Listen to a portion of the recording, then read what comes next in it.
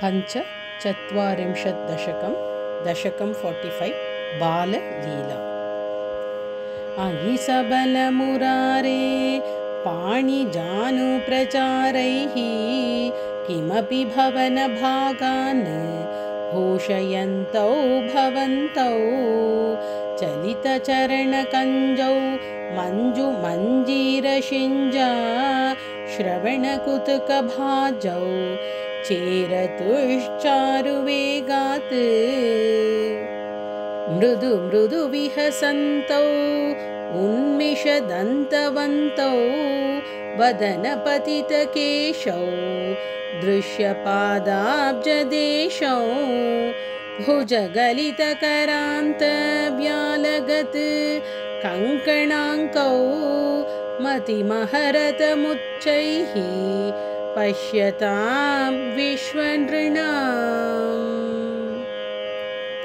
अनुसरति जनौघे कौतुकव्याकुलाक्षे किमपि कृतनिनादं व्याहसन्तौ द्रवन्तौ वलितवदनपद्मं पृष्ठतो दत्तदृष्टि किमिव न विदधाते कौतुकं वासुदेव धृतगतिषु पतन्तौ उत्थितौ लिप्तपङ्कौ दिवि मुनिभिरपङ्कैः सस्मितं वन्द्यमानौ धृतमथ जननीभ्यां सानुकम्पं गृहीतौ मुहुरपि परिरब्धौ द्राग्युवां चुम्बितौ च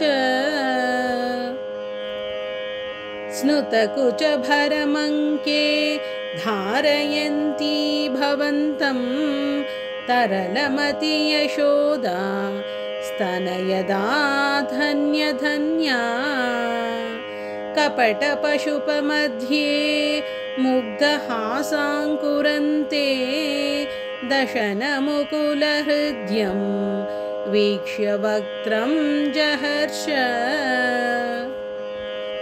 तदनु चरणचारी दारकैः साकमारान् निलयततिषु खेलन् बालचापल्यशाली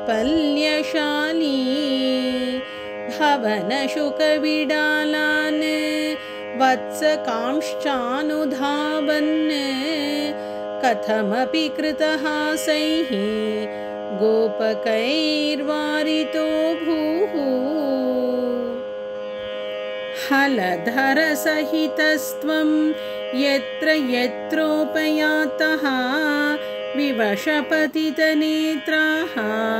तत्र तत्रैव गोप्यः विगलितगृहकृत्याः विस्मृता पत्यभृत्याः मुरहरमुहुः अत्यन्ताकुला नित्यमासन्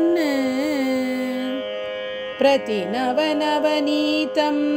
गोपिका दत्तमिच्छन् कलपदमुपगायन् कोमलं क्वापि नृत्यन् सदययुवतिलोकैः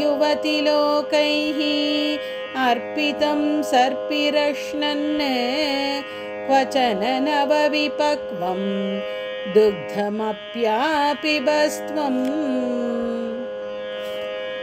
मम खलु बलिगेहे याचनं जातमास्ताम् इह पुनरबलानाम् अग्रतो नैव कुर्वे इति विहितमतिः किं देव सन्त्यज्य याच्ञां दधिघृतमहरस्त्वं